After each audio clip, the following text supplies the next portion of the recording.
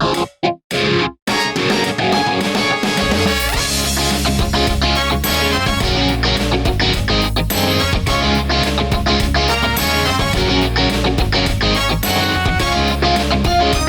what's up, everybody? Welcome to Right Here, Right Now, a podcast here on the Because of Me Network, a podcast about anything. As you can tell by our previous 2 episodes that we've done of this is not exactly something that is, I don't want to say for the faint-hearted, but this is, of course, if you are under the age of 18 years old, please exercise caution. This is going to be, I don't want to say raw, but I mean, I'm going to be talking more as me as opposed to trying to be John for the 90s podcast, the 90s game, or trying to be diplomatic or anything like that. This is basically just me, freestyling, which is what these podcasts are. These are just commentaries and opinion pieces, okay? And occasionally episodes like this. As you can tell by the title, this is not going to be a happy knee-slapping episode, but I feel like I need to get this story out. I've mentioned it before a couple of times that I've had some issues, which we'll get to here in a minute, but I just wanted to go ahead and get the story out the way.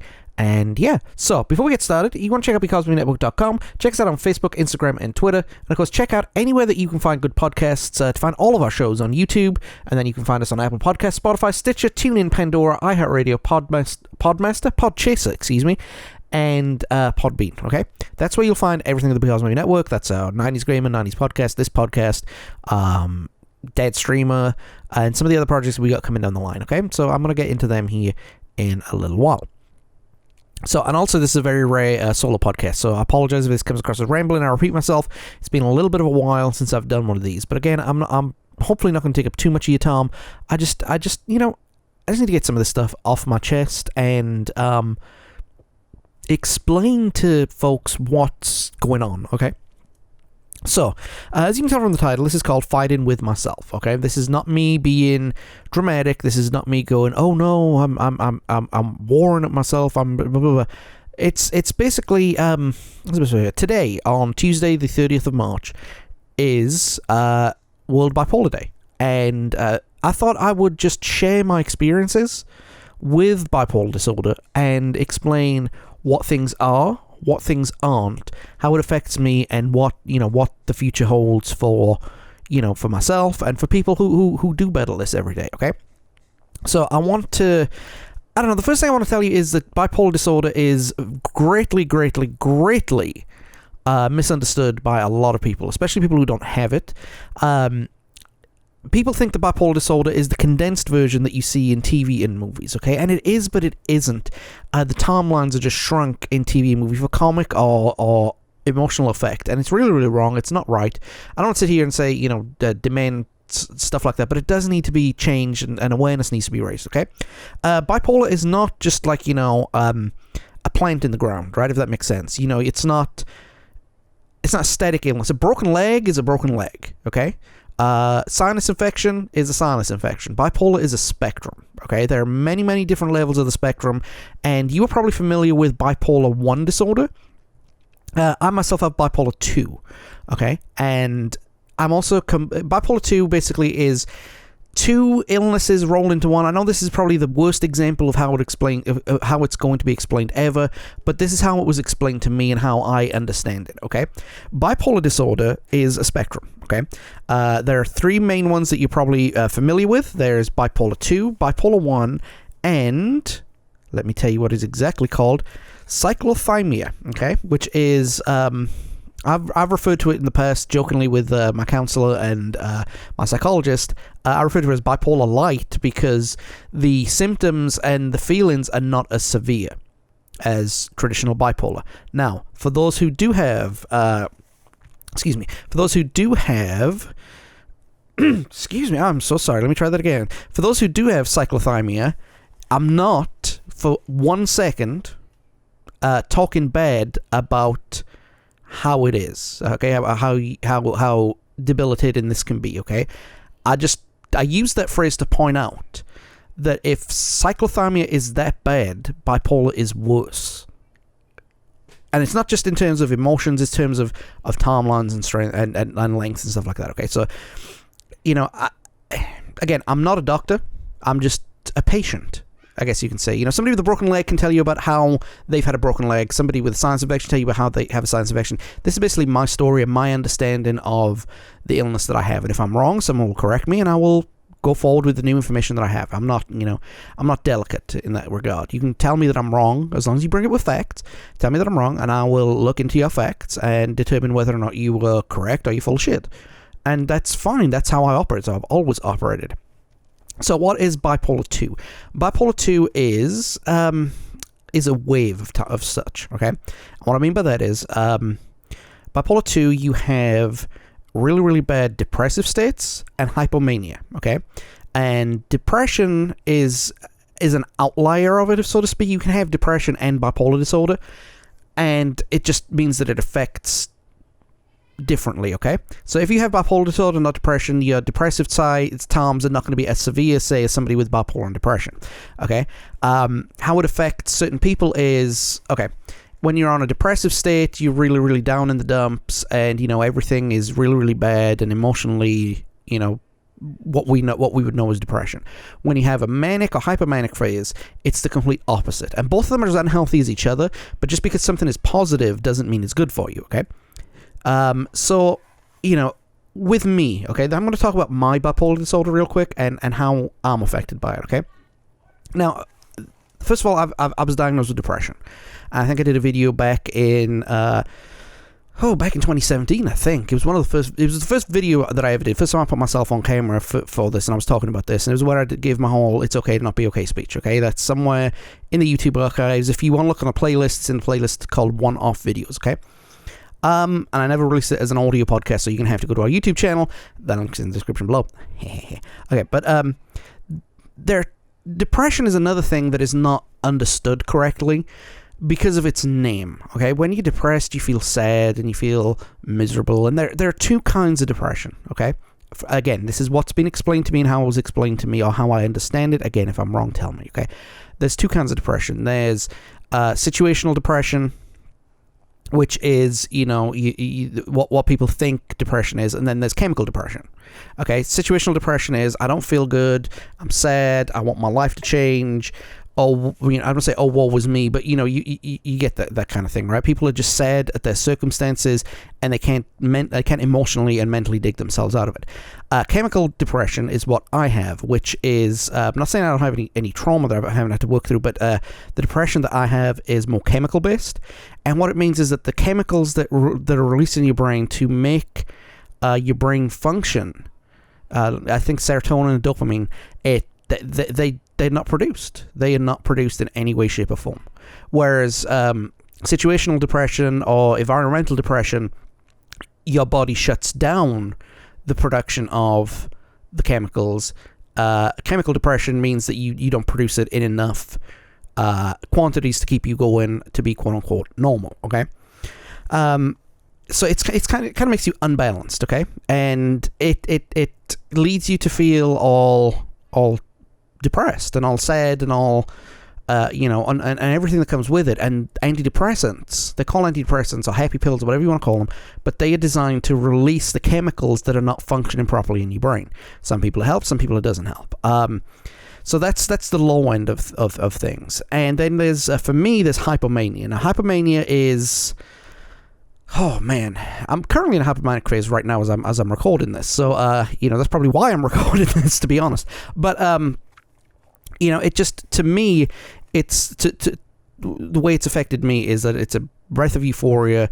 It's everything opposite of depressive. You become more outgoing, you become more confident, you become more impulsive, you become more creative, you become more impulsive, you become more, just the life and soul of life, more impulsive, little bit of, I don't want to say ADD, but it kind of like feels like, you've got a combination of uncontrolled enthusiasm and energy, and you just need to let it out somewhere.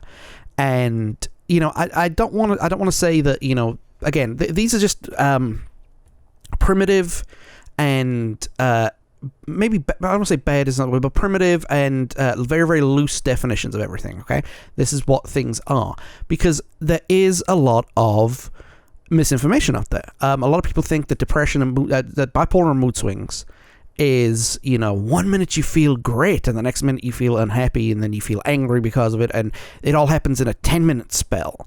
And I just got to say two words: I wish it was a 10-minute spell. to get the really, really bad depression out the way, and then the really, really over-the-top, out the way in 10 minutes. Man, I'd love that. Or my mood changing in 10 minutes. I'd love that. I'd love for this to be that. It's not. And, let me explain how it works for me and how it affects me and how it happens for me, okay? So, there's a period of time that I call my normal time, okay? This is my terminology. Apologies. But, where I'm level. I don't have any depressive spells. I don't have any mania spells. I'm just at level, at base of what it's supposed to be. Now, I have diagnosed chemical depression, so, my normal is a little low, and I'm always a little morose and a little sad and a little negative in terms of, how my emotions are, but it's a baseline. It's something I can deal with, and something I have been dealing with ever since I was a teenager. There's reasons for that, which I'm not going to go into on this podcast because they're not relevant to what I'm talking about right now. That's a different story for a different day, and somewhere down the line, trust me, I will get into that. But, for me, I'm level. I have no mood swings. I just lead a normal life. Things are just the way they should be. Boring, bland, mundane. My emotions are pretty much level, and and what I call it, it's like there's no clouds. There's no raging emotions, racing thoughts or anything like that. Harry Potter fans, the best way I can describe it to you is there are no Dementors in the area right now. They exist, but they're not in the area. It's the best way I can describe it. So, I just live my life normal day to day, mundane, go to work, come home, record some podcasts, record some video games, spend time with my family and my loved ones, go to bed, rinse, repeat, pretty much, I'd say about 250 days of the year, 265 days of the year. Then, one of two things will happen, and I'm going to go with the worst of it first. Well, they're both bad, but the worst of it first. And then, so after a couple of months of, and it is months, the time frame for some people it's weeks, for some people it's years, for some people it's months, for me it's months. I average a swing spell, as I call it. I don't know what the correct terminology is. But my mood swings pretty much in a 4 to 6 month cycle. Okay, so my cycle is 4 to 6 months. So when I end a state, it'll be 4 to 6 months before I have my next state. And each one, in my opinion, for me, has been worse than the last one. So it gets worse, but it gets further apart. So that's the comfort. The comfort is, it gets further apart, but it gets worse and lasts longer and more intense, but more concentrated, even though it goes longer. Again, explain here what I mean in just a second. So what I'll do, I'll start to feel uncomfortable. This is the depressive side coming in. I start to feel uncomfortable, and I start to feel a little more emotional, and then the whispers start, and then it gets louder and louder, and it's all black, and it's all negative, and it's all doom, and then it cuts my knees out from underneath me, both physically and mentally, and I am just a ball of misery. Everything that it's nothing even I can put my finger on. That's the worst part about it. It just really, really kills my mood and makes everything difficult, makes everything, emotionally draining. I can barely stand up. I can barely work. I work through it as best I can. I can barely stand up. I can barely work. I can barely think, because everything turns into how bad I'm feeling. And then sometimes there's self-talk that is very, very negative, that tells me, how unworthy I am, and how bad of a person I am, and how I shouldn't be grateful, just all that kind of nonsense, right? And it is nonsense. It's not real. I mean, it's an illness. It's not real, That's how I get through those things. I remind myself when it gets as bad as it does, it's not real. It's not real. This is the equivalent of, me sneezing during a sinus infection. It's not real. It's the only way I can keep myself from going in the deep end, and that lasts for about 2, maybe 3 weeks. Yes, 2 to 3 weeks. Not a couple of days, not 15 minutes and it's over. That kind of stuff happens, and it lasts 2 to 3 weeks for me. Sometimes, the last really bad spell I had was over the holidays, and that lasted 5 weeks. Yeah. So, I don't do well during these times. I don't.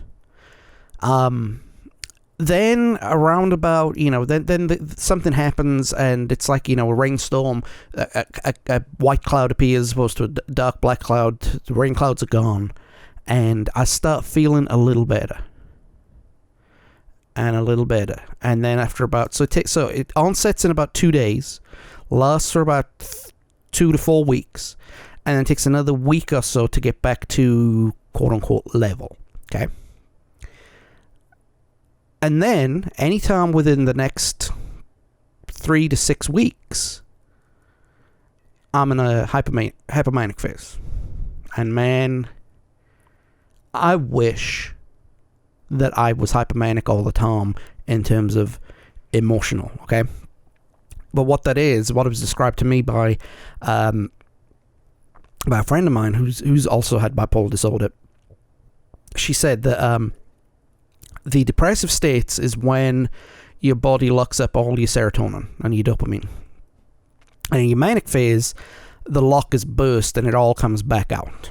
Now, I want to quickly disclaim what I said, or correct what I said just a second ago. When I said I wish I was in that kind of hypomanic phase all the time, what I mean by that is that you feel good. You feel great. You have all the confidence and all the ability in the world. Like, I'm confident enough right now where I'm recording a podcast by myself. I haven't been able to do that in 3 years, because I just haven't had the mental fortitude to do it. I just usually push myself through it, This right here is it feels good, but it's not good for you. It's as bad or worse than the depressive state as far as I'm concerned, because when this goes away, your normal feels a little bit worse, or as far as I'm concerned, my normal feels a little bit worse. There's a song lyric by a band called James in a song called Sit Down. It says, now swung back round again, it's worse than it was before. And if I hadn't seen such riches, I could deal with being poor. And that's, that's how I feel. Like, this kind of thing could be me all the time. Now, I don't like the impulsiveness of it. Like, the hey, let's go do something right now. No time to explain. Let's do it. I don't like that, But it's really, really, it's like a hot sunny day. It's like being around Florida, And what I mean by that is just like so hot and so humid, and man, isn't this great? But it's not. It's not healthy, because it's not healthy for me. That kind of mood people can have, right? People can be creative and hopping all over the world and being great and being bouncy and being, the friend a friend would love to have and all that crap. But for me, it's not healthy, because that's not how my brain is built. And that's the thing. My brain is not built to feel either depressive or manic or hypomanic, yet it does both, and that it affects the normal times, where, I'm not going to lie, those normal times, I look over my shoulder every now and then, mentally.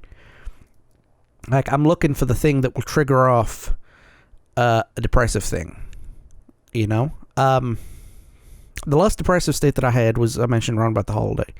And it started when I was doing a podcast episode about the album Ben Folds 5. Is the podcast season 7, episode 10, I think it was. I'll pull it up real quick. But anyways, yeah, that right there was the germ of my last depressive state. My last bad depressive state, I should say. It was episode 11. It was released on... I can't remember when it was released on. No, it was released on sometime in... I'll tell you exactly. Interesting, I can't find it. Anyway, it was released sometime in the early part of November, mid part of November, around about Thanksgiving time. And that's around about the time where I started okay, the way I know that I'm going to hit a depressive state at any moment in time is that I'll start obsessing about something. And what I mean by obsessing about something is that, something, I'll think something in my mind, and then I think, man, that would have been great. And then I think about it, and I think about it, and I go over it, and I think about it, and I go over it, and I think about it, and then all of a sudden, I'm done. That's the end of everything. Depressive state is kicked in. It's like, it's like a honey trap, And the reason I bring up that is because I remember exactly what it was. Ben Folds 5, great album. Love the album. There's a song in there called Underground. Me and Greg spoke about it, for basically fawned over it, right? Great song. There's a live version that they released on an album called Naked Baby Photos. Really, really good version of the song, okay? And it's got the iconic line of, I was never cool in school, you don't remember me, and then some drunk guy in the crowd yells out, who the fuck are you? And, ha ha ha, funny, funny, funny song goes on, right? And in researching that album, I started listening to that song a lot. Like, a lot. Talking maybe 5, 6, 7 times a day. When I would take out my trash, I would start listening to that song. It would start, it would bury itself in my head. And around about that time, 2 of my old friends from back home, the 3 of us were talking about putting some music together. We used to do a band back in the day. We were good, but, whatever. Cheap plug for us. But, then I started dreaming about that song. And that would be like the catalyst of our return. We would play this song together, the 3 of us. And I'd dream about it. And I'd dream about it. Then I'd go a couple of days without thinking about it. Then I'd dream about it. And then, just obsessed with this. And then all of a sudden, boom, depressive cycle hits in. And I spent the holidays, Christmas, New Year, and the first part of January, just a miserable wreck. I'm proud of myself that I only missed 1 day of work. It only took 1 day from me. But it was a rough time, and that's how I know that I'm getting in a depressive state. Now, in a hypomanic phase, I don't know what triggers it. I don't know what causes me to be in that situation. Don't know. All I know is right now that I feel great. I could bounce off the walls. I have the attention span of a squirrel, and just even talking about this right now, you notice I've been going bouncing from here, there, and everywhere. It's really, really hard for me to keep track of everything, especially myself. So, it's not something, it's not something that I like. It's not something that I enjoy. I just want to go back to being normal, boring, pessimistic John without the panic attacks, without the bouncing around the wall, and without the need to be needed and loved every second of every day. Man, I'm married. I love my wife. I adore my wife. My wife is my rock, my heart and soul. But I know she gets pissed off at me when I'm in these hypomanic phases because I'm like, I'm like a cat. I'm just pawing at things, And that I know that sounds funny, but like when you have a hypomanic phase, that your drive goes through the roof, which, leads in to affecting you because sometimes you go into a hypomanic phase and then into a depressive state. And just like, it's really, really bad. And the last thing you want to be is in a hypomanic phase, walking around, like needing attention all day, and it's, I'm laughing about it and I'm using euphemism because I've never been comfortable talking about that kind of stuff. But I mean, it's, you don't get any rest. You get no rest. Your mind does not get any rest. I will go to bed tonight. It's now 6:30, right? 6:45, excuse me. I'm going to go to bed at my usual time between 10:30 and 11:30, and my brain won't shut off, and I'll dream like these really, really vivid dreams. I'll wake up the next day, and my brain will just be like a pinball, just going pew, pew, pew, pew, pew everywhere, okay? And, thankfully I do have my wife, and thankfully I do have my family, because it controls my impulses. Like, even this right here, that what I wanted to talk about today, I ran past Sarah because I needed her to say, look, this is what I'm going to be talking about. Please tell me I can talk about it, because I wanted permission to do it, because I wanted to talk about it, but I didn't want to, I wanted to structure everything. It took me a while to structure everything because, again, I just didn't want to ramble, because that's what the hypomania stage does to you, or it does to me anyway. So, how did I get diagnosed as bipolar? A lot of people, a lot of people wonder how you get diagnosed with bipolar disorder.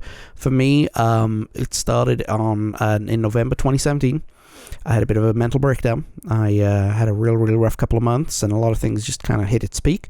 I went to my physician, and he recommended me to a counselor, and diagnosed me with depression. And my counselor is a fantastic woman. She has done a really good job of helping me understand things. Because once we got over the traumatic episodes that were causing parts of my depression, we then realized that now I need to start coping, because this isn't going away. My brain I'm always going to have depression because it's chemical, not traumatic or emotional. Okay, I can learn all the coping mechanisms I need, but at the same time, I'm still going to have these issues. So I need to learn, how to discipline, for lack of a better term, to be disciplined, I should say. So, about 2 years, I was not, the treatment was working, but there was just something missing, and I needed to get a special psychologist to help me with bumping up my antidepressant levels, and maybe even giving me new medicine, because, psychologists are experts on mental health disorders. I don't know if you knew that or not. General physicians are general medicine practitioners, and with all due respect to my doctor, who I love, it's not his wheelhouse, so send someone who knows what it is. And I got to see a psychologist. I like my psychologist. He's a little dry in the personality, but that's okay. I don't want somebody kooky. I want somebody who's going to tell it like it is, and use evidence and fact as opposed to emotion, which is what I love. He diagnosed me with, after a couple of appointments, cyclothymia. And he prescribed me a new set of medications to go on top of the medications that I have. And that led to a severe depressive episode, because the new medicine that I got put on severely clashed with what was going on in my head. It completely and utterly messed me up, and I ended up in a local hospital. And I was there for about a week. Extra 12. Sarah basically gave a state of the network address, because I was not available to do so mentally. I was there in the room when she delivered it, and it tore my heart. But I mean, that was the hardest week of my marriage, my life. I put my family through hell, but it was something I needed. I was sick. I needed help. And that month that medicine kicked in was some of the worst emotional stuff that I'd gone through in my whole life. So I was hospitalized for it. I almost took my own life. That wasn't because I was sad. That wasn't because, I was being selfish. That wasn't because I was, thinking of only myself. No, I was that way because the medicine in my head was telling me, hey, go do this. The stuff designed to help me was hurting me. So I got off there, and I got put on some new medicine that I've been on for the last year and a half. And when I was in the hospital, they kind of upgraded my condition from I can never pronounce it, excuse me, cyclothymia to bipolar 2. And like I said, bipolar 2 is more the calmer of the two, I guess you could say, because I have hypomania as opposed to mania, so there are differences. I've already rambled enough about symptoms and stuff like that to go into it, but they are different, and they are completely different things. And the only way this kind of thing can get treated properly is through counseling, medicine, and just changing how you think, changing how you feel. And that's difficult to do. It really is difficult to do, but it's also noticing the signs and noticing how to manage them. Now, I'm thankful and lucky that I figured out what I need to do, how I need to do it, and how it affects me.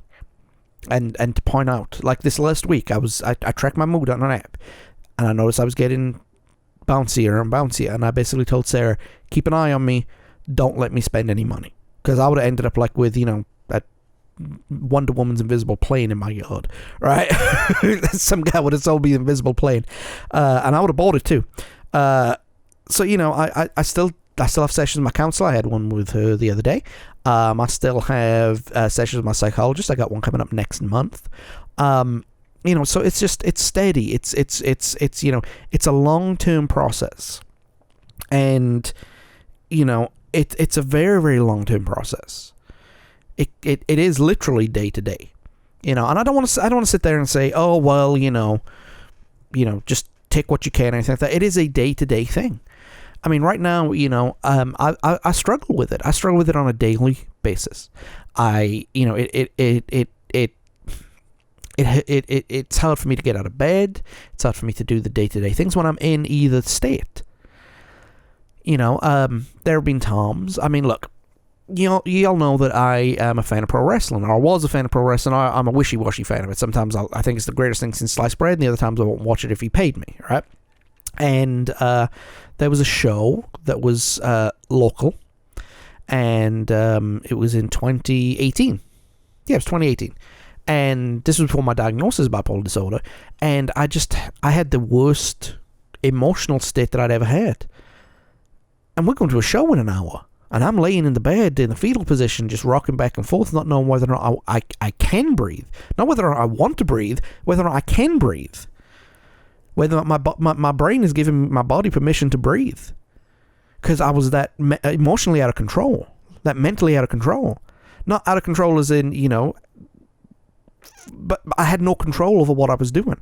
All of my automatic impulses were gone. I mean, look, I'm a fan of Star Trek.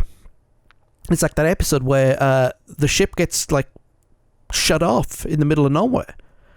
And Troy's got to rally the troops and stuff like that. Great episode.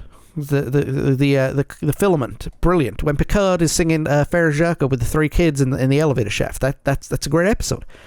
But that's what I meant. Everything that I usually do, everything that human beings do, is done automatically.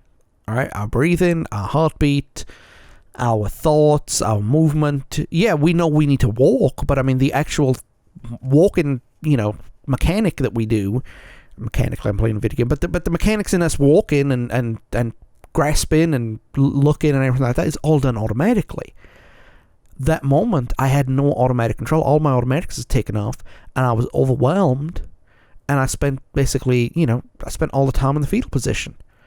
I was so, I didn't want to ruin my kid's day. My kid wanted to go because Ronda Rousey was at the show back when she was, doing her wrestling.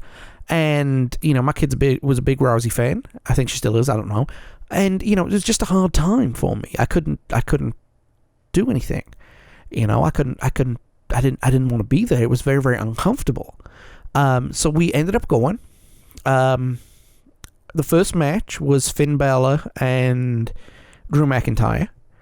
And I remember I got my phone out and I started, quote, live tweeting the show.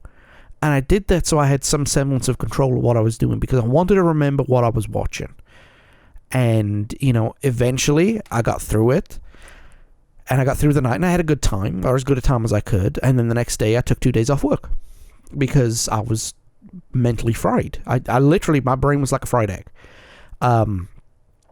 Strangely enough, I did hear the best comment that I ever heard. Somebody yelled that so-and-so wrestles like a girl around about the time where the women were doing the best work in the whole WWE company, but that's a different story for a different day. And there's been other times, like I said, Christmas last year, the date of my late grandfather's birthday. And this is choking me up right now thinking about it because, I loved my grandfather. His birthday was the day I started grieving his death. And he died in 2011. I had a real, real bad breakdown. That was the 29th of December. Think about it. That's what it is. That's what it does to you. It makes the sanest thought appear threatening to your sanity. So, So why am I talking about it? Well, today, or at least the day the episode drops, is Bipolar Awareness Day. Same day as my son's birthday, strangely enough. Anyway, it's Bipolar Awareness Day, and, I just want people to understand that, bipolar disorder is not a bad thing. It's not what you see on TV, but it's not like, mental leprosy. A lot of people have bipolar disorder. A lot of people deal with it. A lot of people can't deal with it. But that's okay. It's okay. It's an illness. You wouldn't ask somebody who had bronchitis to mental health is something that is very, very stigmatized. It's less stigmatized now than what it was. But I mean, people just need to understand that for us, those bad days, the panic attacks, the laying in the fetal position, the hypomania, that's symptoms of the disease. That's the same as a cough or a sneeze or a, or boils or pus or, plaster cast around your arm because you've broken your arm in 3 places. That's what it is. It's nothing to be scared of. It's not, it's not, and it's nothing we can control either. And I think that's part of the reason why people don't get mental health issues, because they see somebody with a lack of control, or they think that person's got a lack of control, and it's okay. It's okay. It's our equivalent of sneezing, but it's okay. We're fine. We're not fine, but we're fine. We're not going to, turn around and bite your head off. At least, 99% of folks. It's an illness. It's not, now I'm not going to sit here and say somebody doing something during a depressive or hypomanic phase should be excused because they have a mental illness. That's not what I'm saying at all. I'm talking about on the day-to-day stuff, it's an illness. That's all. No more, no less. So with Bipolar Awareness Day, people are trying to raise awareness for bipolar disorder, obviously. But like I've said at the beginning of this, bipolar disorder is not 1 minute happy, next minute sad, over a 2-minute period. That's not bipolar disorder. I don't know what that is. There might be a mental health condition that does that, but that's not bipolar disorder. Bipolar disorder is more a slide. It's a long slide down to the bottom and a short staircase back up to the top. And for me, I go through 6 weeks of hell, 10 days of euphoria, and then 6 months of quote-unquote normality. And I learn to deal with that. I know how to deal with that. I know what my signs are. So, that's why I'm talking about it, because I want to bring awareness to what bipolar disorder is. We've got to start educating people. Educating people on mental health disorders is an important thing. And I think you should start off with the easy stuff like depression. I'm not saying easy, you know what I mean? The easy stuff to explain, like depression. But bipolar disorder is something that, a lot of people have. Lots of people have it, and how they deal with it is how they deal with it. I personally channel all of my thoughts into this network. I try and keep this going during the bad times and the good because I want to keep some semblance of normality, And then there are times where I don't want to do anything because I'm so messed up. But I try to do more here because I want to do it. I want people to understand this is who I am, this is what I want to do, and this is how I want to do it.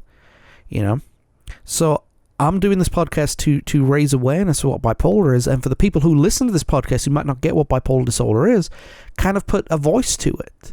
Kind of put my voice to it. You listen to my voice, you hear me talk about, how this album was great, or how this scene was important, or how, why this video game sucked, or why this album was brilliant, or why this movie sucked. Well, this is my review of bipolar disorder. It sucks, but it's something that I deal with on a day-to-day basis, and so I learn to live with it. I learn to live with the depressive states, I learn to live with the manic phases, and I learn to live day-to-day. And that's all I have. That's all I've got on this. That's all I can do on this. So what I want people to do today, okay, is everything's got a special color, everything's got a special thing. The people today are going to be walking around with green ribbons for mental health disorder awareness, and mainly black and white ribbons, because black and white is showing the two different sides: the black for the depression, the white for the mania. Again, both are as bad as each other. But it's really, really weird. It's not, two different personalities. It's it's a personality. It's a reflection of who we would be if our brains were working correctly. And I literally mean our brains were working correctly. I don't mean that in the way people say, his brain's not working properly when they mean he's an idiot. I'm talking about the equivalent of if we couldn't bend our fingers, that means our fingers ain't working properly. Well, our brain isn't working properly, So if you want more information on bipolar disorder, go look it up online. There's a link in the description below of some resources. And if you think that you have bipolar disorder, or you think you have any kind of mental health issue, guys, gals, everybody, go talk to someone. I know that's easy for me to say, because I didn't want to, and that's the thing. When you're in these positions, you don't want to talk to people. When you're really, really depressive, you don't want to tell somebody how messed up you are in the head because you think it makes you weak. When you're going through the roof with emotion and bouncing off the walls and being happy, you don't want to see a doctor because you think there's nothing wrong with you. Depression is the biggest killer of men under 40. Worldwide. So let's do something about it. Let's raise awareness. Let's tell men and women that it's okay to not be okay. It's okay. Let's get help. I want to see you be the best you can be. You want to see me be the best I can be, right? So let's get help. Because on our worst day, we've survived it. Every single person battling bipolar disorder right now has beaten their worst day. Even me. And we can beat tomorrow. And the next day. And the next day. And the next day. And that's what I want to do. So, it's okay to not be okay. So there's a bunch of stuff in the description of this video that will kind of point to where certain things are. Like I mentioned, this is coming out on the 30th, which is Bipolar Awareness Day. Or World Bipolar Day. I can't remember what it's called. But, yeah. So that's where we are. That's pretty much where we are. So be safe, okay? Be okay. It's okay to not be okay. All right. So that's it really for this show. Thank you for listening to my rambling for 40 minutes. No, I appreciate it. This is an important thing for me. This is an important thing that I do, and I'm glad that that I'm able to talk to people about this. And I'm glad that people will listen. And that's what I want. So, I'm going to go ahead and jump off here. We've got a few projects coming up. Check our page today, because our last recorded episode of Oddworld dropped today on our YouTube channel. And we've got a whole bunch of stuff coming on. If you want to keep up to date, go check out becausemaybepodcast.com. Check us out on Facebook, Instagram, and Twitter. And of course,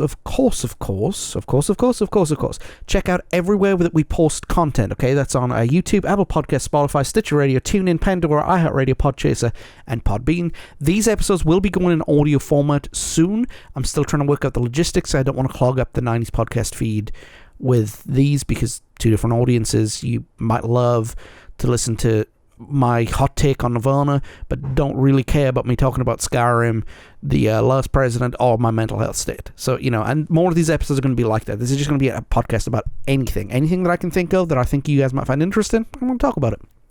Because I can.